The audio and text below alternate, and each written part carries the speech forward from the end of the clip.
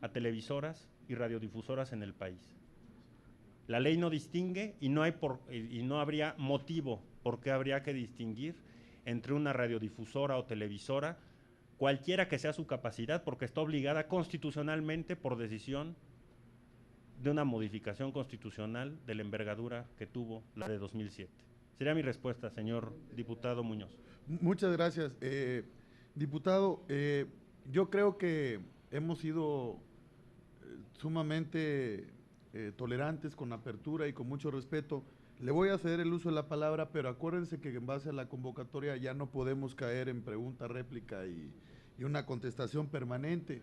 Le cedo el uso de la palabra, diputado Muñoz Soria, por esta ocasión. No, solamente aclarar que yo no puse cuestionamiento sobre la calidad de la señal o si era para 2, 3 estados. Yo mencioné que en el contrato que ustedes firmaron para el monitoreo, no se hicieron el monitoreo del número de señales que firmaron. Eso fue lo que yo mencioné. Y en el 2009, 2010 y 2011 salió resultado negativa la auditoría que se hizo.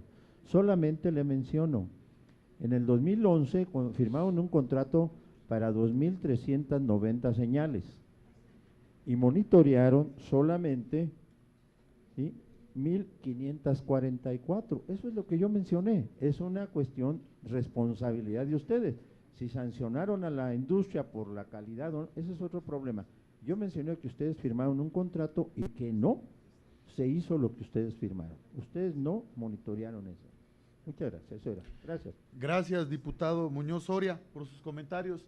Tiene el uso de la palabra nuestra compañera Consuelo Argüelles, del Grupo Parlamentario del Partido Acción Nacional, hasta por 2 minutos para formular sus preguntas. Gracias, presidente.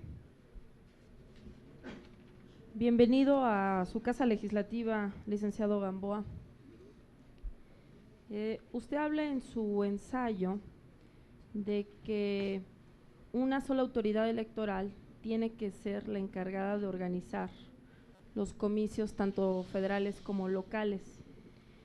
Y usted afirma que eso propiciaría una mayor participación ciudadana y que incluso que los costos de la capacitación de los funcionarios se realizarían en mejores condiciones.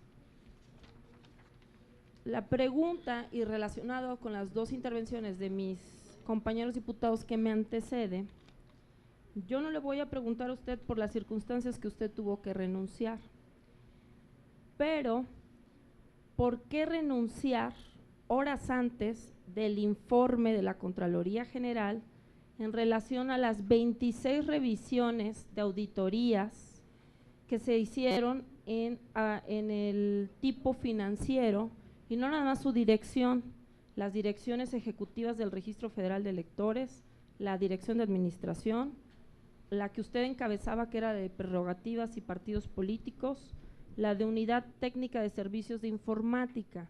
Aquí la pregunta es, ¿por qué renunciar antes de un informe tan importante? Y si usted está hablando en su ensayo de un tema financiero, en donde usted habla de reducir costos, ¿por qué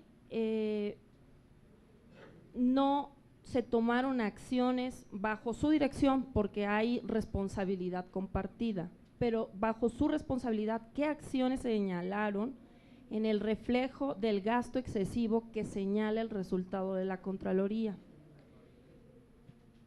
Es cuanto, presidente. Gracias, diputada. Tiene el uso de la palabra el licenciado Gamboa Chaván, hasta por 5 minutos para la respuesta. Muchas gracias, consejero. Muchas gracias, presidente. Diputada Consuelo Argüelles, agradezco sus preguntas. Por supuesto que un tema como el de una renuncia no atiende, digamos, a un aspecto que eventualmente, inclusive en medios, apareció en su momento como que había sido el motivo de mi renuncia. Es decir, que algún informe de la Contraloría General había sido el motivo de mi renuncia. Eso no es verdad, eso no atiende a la realidad. ¿Existe una coincidencia temporal? Sí.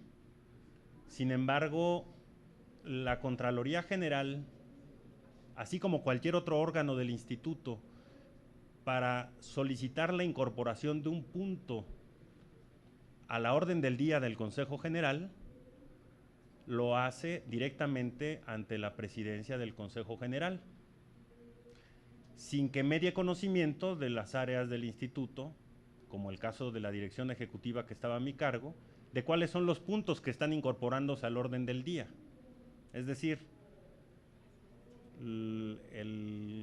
la información que en su momento, en su oportunidad presentó la Contraloría General, pues no era del conocimiento de los funcionarios electorales, incluido un servidor, y en consecuencia yo no estaba esperando que se incluyera ese informe para presentar mi renuncia. Digamos, simplemente es un tema de claridad.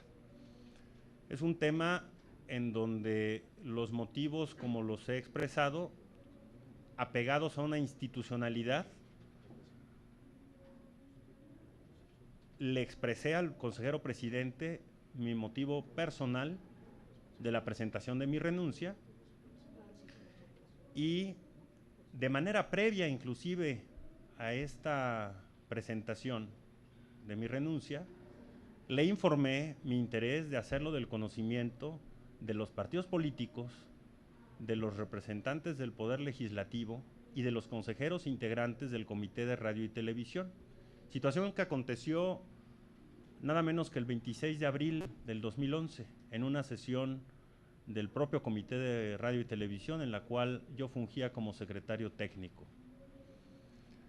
El reconocimiento de los partidos, incluidos Acción Nacional, Nueva Alianza, de la Revolución Democrática, Movimiento Ciudadano, el Partido Verde Ecologista de México, el Partido Revolucionario Institucional, el Partido del Trabajo, es decir, de todas las fuerzas políticas, el reconocimiento, haber echado a andar un sistema de monitoreo en apenas unos meses, bajo la responsabilidad que asumí como director ejecutivo a partir de 2008 y para efectos del proceso electoral 2009, quedó expresada así en el acta y cuya versión estenográfica existe en los archivos de la institución.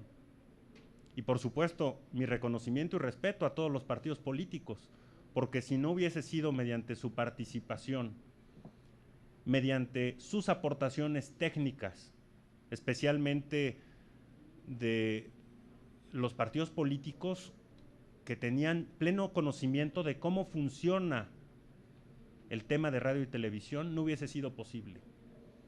Y de igual manera, el de todos los órganos involucrados en esta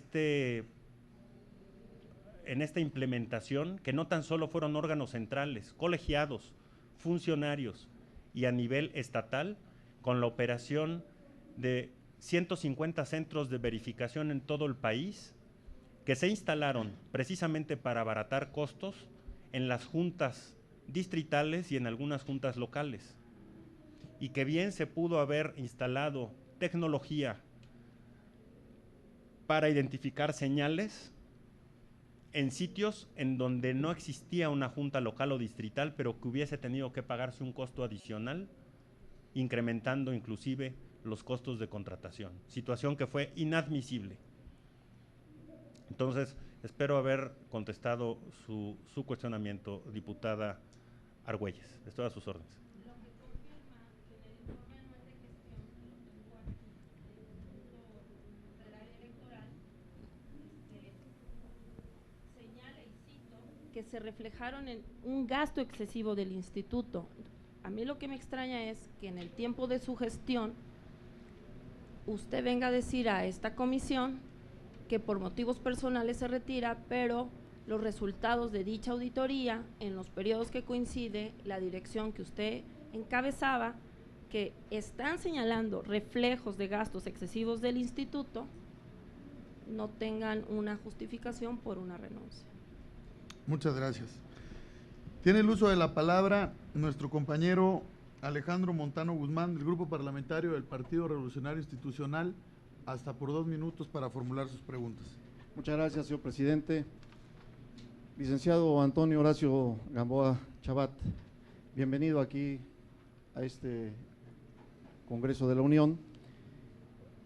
Usted es una persona que le ha tocado vivir en diversos lugares, puestos durante muchos años ahí en el instituto. Hemos hablado de que el instituto se debe de reforzar y debe de ser más ciudadano, pero también hemos hablado de que debe de atender los reclamos de los ciudadanos.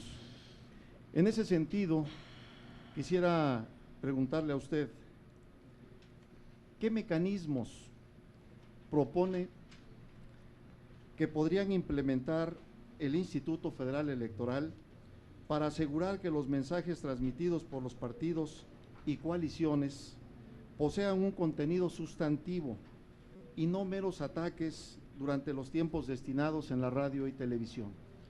Creo que es muy importante que seamos muy objetivos en esos mensajes y que al ciudadano se le pueda decir clara y concretamente qué logros, qué temas se han abordado y qué se está haciendo en los partidos en beneficio de los propios ciudadanos.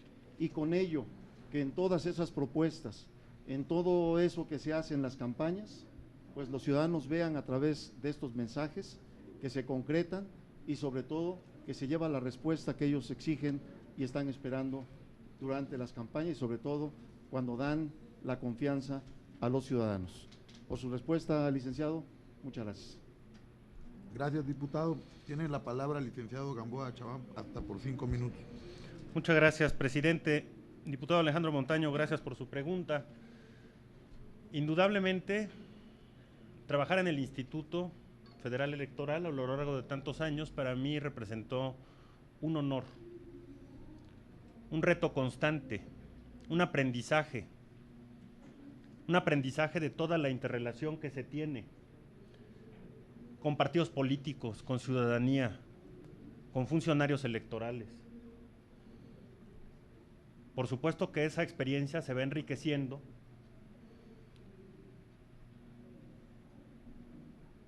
y les puedo comentar que el Instituto Federal Electoral se vive 24 horas, 7 días a la semana. No hay descanso. Es un tema permanente, es un tema de pasión.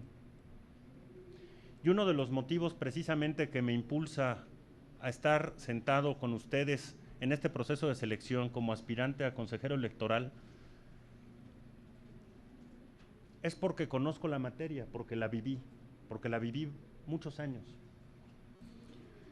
Y porque tengo una visión de una autoridad electoral que tenga suficiente capacidad de interrelacionar con todas las fuerzas políticas, de escuchar, de proponer, de resolver, de atender preocupaciones de gasto, atender preocupaciones de responsabilidades cuando así las haya, atender las preocupaciones de la ciudadanía fundamentalmente.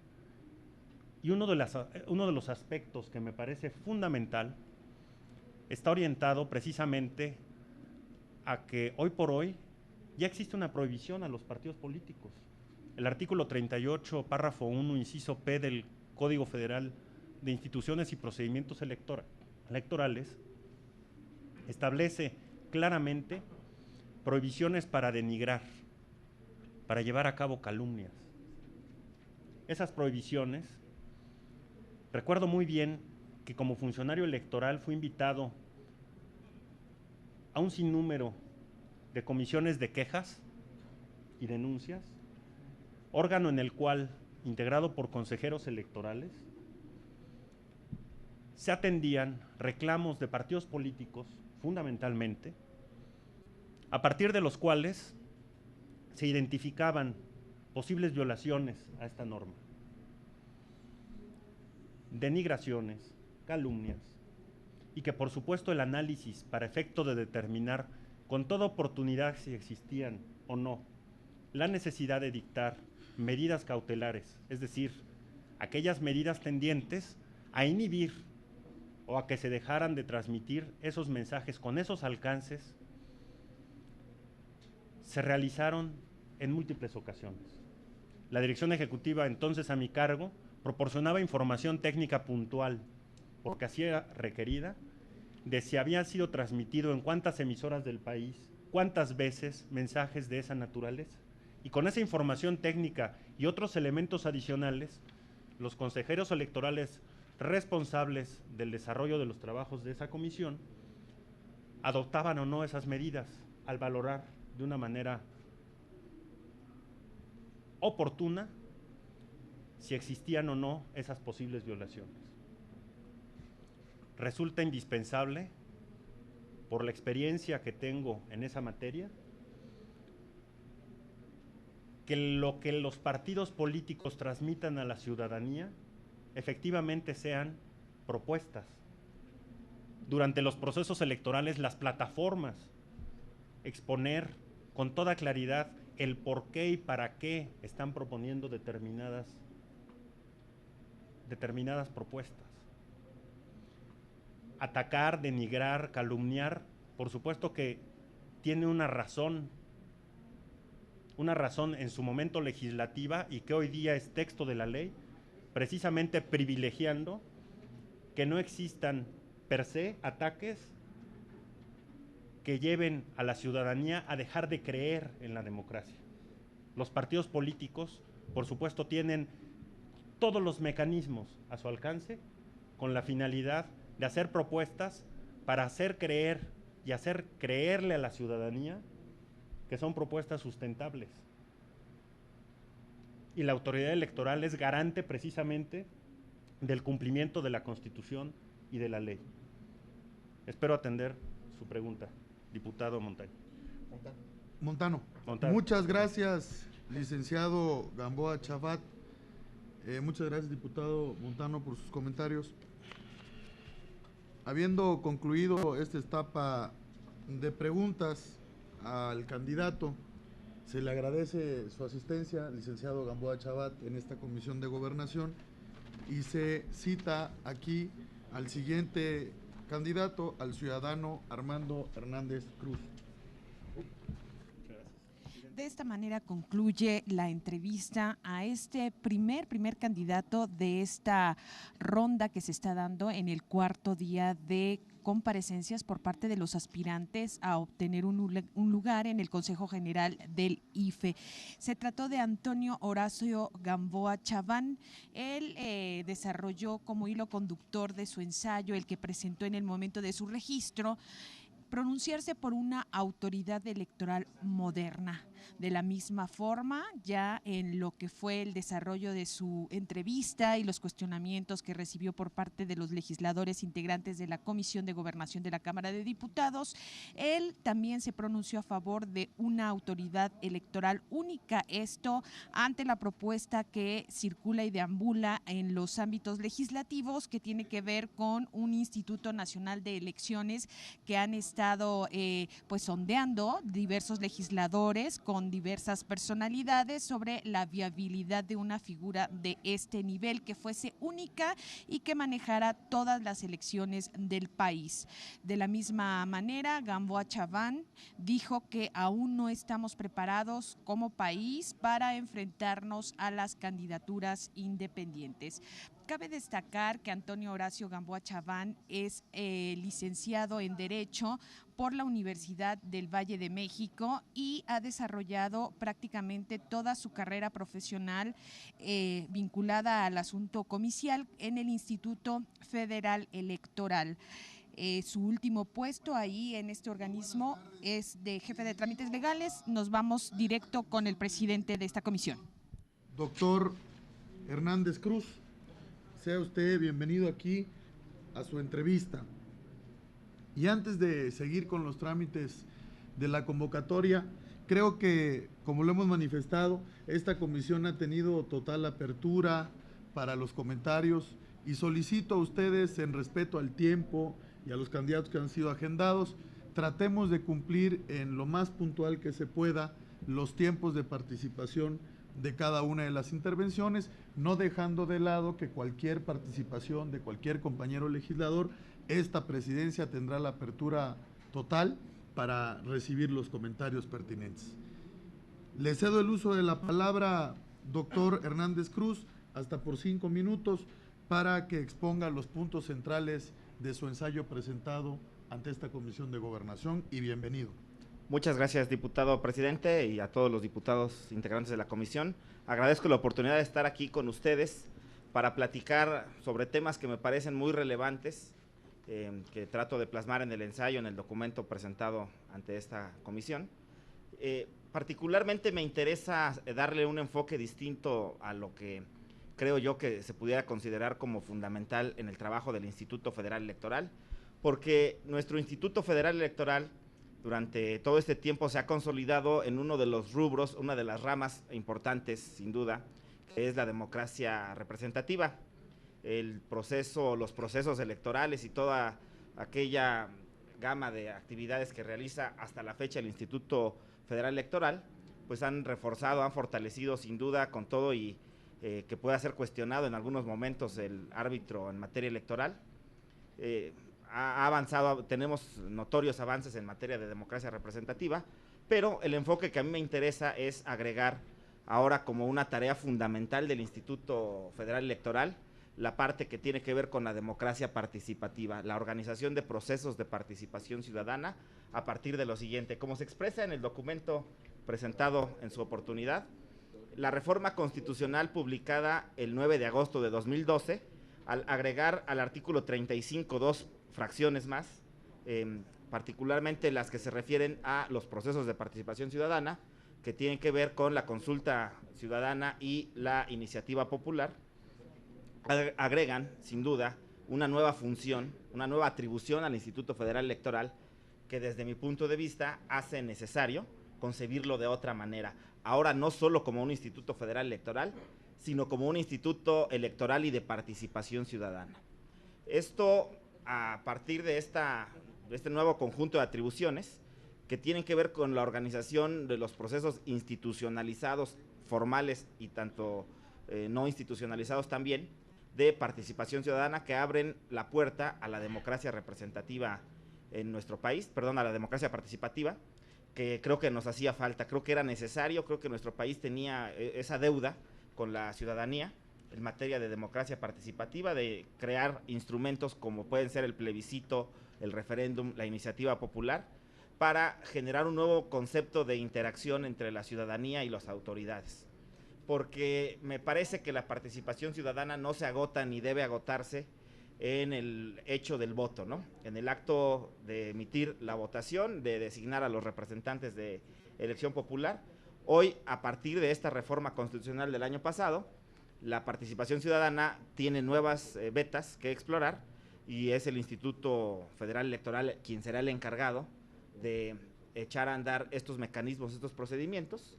Creo que es una nueva etapa, una nueva generación, una nueva época para el instituto, y que la persona o las personas que ocupen los sucesivos cargos en el Consejo General del Instituto deberán tener una visión, en mi opinión, que no solo se limite a los procesos electorales, que es parte fundamental de su actividad, sino que también agregue, adicione esta nueva perspectiva de participación ciudadana.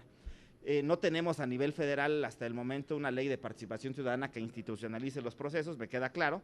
Sin embargo, pues es importante, en mi opinión, que a la par del trabajo que el Poder Legislativo haga en función de la regulación concreta de estos procedimientos, el instituto también se haga cargo de todo aquello que tiene que ver con estos mecanismos nuevos y que además me parece a mí que son fundamentales para la democracia en nuestro país. Yo estoy convencido de que la participación no debe agotarse en el voto, que también soy un firme creyente de que todo aquello que podamos hacer para que la ciudadanía se apropie de lo colectivo como algo propio, del espacio público, de las decisiones generales o inclusive de la relación con el entorno y con la sociedad y con su comunidad, son aspectos de prevención importantísimos para evitar la descomposición del tejido social, para evitar actos de corrupción, impunidad o la falta de seguridad pública que existe actualmente. Muchas de esas cosas me parece que trasladar lo que hace uno dentro de su casa hacia el exterior es muy importante. Seguramente nadie llega a su casa a rayar o a maltratar el mobiliario porque sabemos que es nuestro. Cuando nos apropiamos del espacio colectivo como algo individual, como algo propio, de la misma manera cuidamos el entorno, el ambiente. Cuando trasladamos el concepto de familia de nuestro propio núcleo del hogar hacia el exterior, logramos, en mi opinión, esa apropiación de lo colectivo como individual, como propio, y esto fomenta pues una conducta ciudadana distinta, la construcción de ciudadanía, la necesaria armonización en el entorno y en las relaciones de los individuos y de las personas con la comunidad, en fin, una serie de cuestiones que son necesarias y que me parece que el instituto ha hecho algo importante con el tipo de anuncios. Antes su eslogan o su anuncio del IFE era: tu credencial para votar es la llave de la democracia, cosa que me parece que no agota en ningún sentido la democracia, solo el voto, sino que debe haber mucho más que hacer por la democracia en nuestro país, más allá del voto. Hoy los comerciales del instituto que se refieren a que la participación ciudadana es lo que hace grande al país, me parece que van un poco más encaminados en este enfoque, porque no están agotando, no están limitando al ciudadano solo a votar y con esto ya participaste y ya agotaste tu ciclo de participación, sino que nos están dando la idea de que la participación es algo mucho más extenso, mucho más importante y mucho más significativo para nuestra vida en común dentro de nuestro país, ¿no? Entonces, básicamente es el planteamiento. Mi planteamiento inclusive menciona la idea de convertir al IFE en el Instituto Federal Electoral y de Participación Ciudadana, no solo cambiarle el nombre, por supuesto, ampliar sus atribuciones y agregar todos estos enfoques de democracia participativa que han hecho falta y que a partir de la reforma constitucional del año pasado, pues ya son un mandato que habrá que cumplirse en su momento y darle una nueva estructura, una nueva dinámica a nuestro órgano electoral a nivel federal. Muchas gracias. Muchas gracias, doctor Hernández Cruz, por sus comentarios. Tiene el uso de la palabra nuestro compañero diputado Luis Antonio González Roldán, del Grupo Parlamentario del Partido Nueva Alianza, hasta por 2 minutos. Muchas gracias, presidente. Muchas gracias, don Armando Hernández Cruz. Sea usted bienvenido. Muchas gracias. Muy brevemente. Bueno, viendo su estudio, por ahí tiene algún error técnico en el numeral 2, donde referencia Instituto Electoral del Distrito Federal, cuando el desarrollo es del Instituto Federal Electoral, pero eso pues es picata minuta. A mí me llama la atención el rescate e inserción de los valores: tolerancia, respeto, pluralidad, inclusión y democracia. ¿Cómo lo recuperaría y cómo entendería usted el principio de democracia, el principio de tolerancia, si seguimos con esa vieja tesis de Voltaire en cuanto al principio de tolerancia? Me llama la atención una propuesta que usted realiza con relación al voto electrónico. Usted dice que tenemos que llegar al voto electrónico. Pone ejemplos como Estados Unidos, como India, pone ciertos ejemplos, pero vincularía la pregunta al tema del fortalecer estos principios o rescatar o insertar estos principios. ¿Cómo garantizaría usted mediante el voto electrónico que todas las elecciones fuesen fidedignas y verificables? ¿Qué es el principio de certeza? La certeza significa que todos los actos sean fidedignos y verificables. ¿Cómo lo garantizaría usted? A través de la urna electrónica, porque debemos de partir también que nuestra norma está hecha en base a la desconfianza de los actores políticos. La materia político-electoral está hecha en base a la desconfianza. El tema no es nuevo, el tema en México se discute desde la ley del 18 de Carranza para la convocatoria a las elecciones generales. Ahí está inserto los mecanismos de votación donde se establece que se podrá votar ante los medios tecnológicos imperantes en el 18. Ahorita, bueno, podría ser internet o podría ser otro tipo de ejercicios, pero el tema es, si propone rescatar e insertar los valores, ¿cómo no pierde usted uno fundamental en la materia político-electoral, que es el de la certeza? ¿O cómo garantiza usted a través del voto electrónico el principio de certeza? Por su respuesta, muchas gracias. Muchas gracias, diputado. Tiene el uso de la palabra doctor Hernández Cruz, hasta por 5 minutos para dar respuesta. Muchas gracias por las preguntas, diputado. En cuanto a los valores, quisiera rescatar el hecho de que tanto a nivel constitucional el Instituto Electoral como los partidos políticos tienen la obligación de fomentar la cultura cívica y los valores democráticos en la ciudadanía, y que precisamente esta es una de las labores que desde mi punto de vista pueden consolidar la construcción de ciudadanía y del fomento a la participación, ¿no? El mismo hecho de que en los procesos electorales haya elevados niveles de abstención, o el hecho de que no haya fundamentalmente un interés de la ciudadanía en la toma de decisiones colectivas, pues es una cosa que me parece que se genera a través de, o se tiene que generar a través de una cultura democrática, en la que están insertos, por supuesto, todos estos valores, ¿no? Los valores es un tema que a mí me apasiona mucho desde el punto de vista de lo académico, que he trabajado constantemente, y considero que en principio hay que reconocer que los valores no se transmiten a través de un modelo discursivo, es decir, no tiene mucho caso tener solamente cuestiones de capacitación en donde va y se habla de cuáles son los principios y valores de la democracia, porque no nos ayuda mucho, ¿no? La construcción de ciudadanía, en mi opinión, tiene que ver con cómo se van reconociendo esos valores en la serie de actividades de carácter público y privado que se desarrollan a nivel social y a nivel nacional, y cómo rescatarlos. Pues así me parece que a través del propio programa de Naciones Unidas para la Educación en Derechos Humanos plantea que hay que variar a un modelo vivencial y no discursivo, desde el cual podamos aterrizar todo un cambio cultural, una modificación, y en temas como el medio ambiente podemos notar que en un periodo no muy extenso de 20 años se ha generado una concientización, una cultura de respeto al medio ambiente, en fin, ¿no? Hay, creo que, mecanismos que el propio Instituto Federal podría echar a andar en temas de valores democráticos. Considero que el valor de la democracia es uno de los más complejos, porque inclusivemente su propio contenido es multívoco, y entonces no nos da. Por eso prefiero ponerle yo adjetivos, ¿no? Democracia representativa, democracia participativa, porque nos ayuda a entender un poco más cuáles son esas tareas específicas que el instituto puede echar a andar en materia de la consolidación de estos procesos democráticos.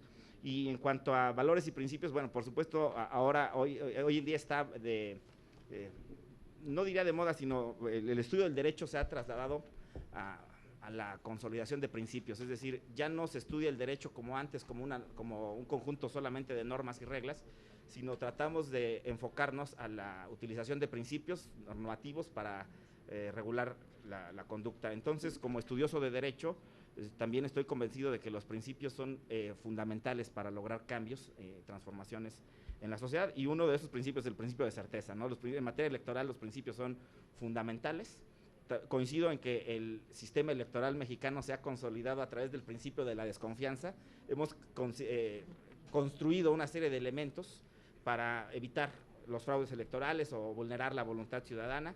En fin, esta parte creo que se ha consolidado, pero creo que vinculándolo con el tema del voto electrónico, habrá que transitar en su momento, y de acuerdo con cómo vayan transitando también los valores democráticos y la cultura cívica en la sociedad mexicana, para consolidar que el principio de certeza no sea solo letra muerta en la Constitución, sino que sea el principio de certeza asociado a un principio de confianza de la sociedad, es decir, cuando la ciudadanía confía en el órgano, en la institución, en el árbitro electoral, en el órgano que incita a los procesos de participación ciudadana, seguramente los resultados serán confianza.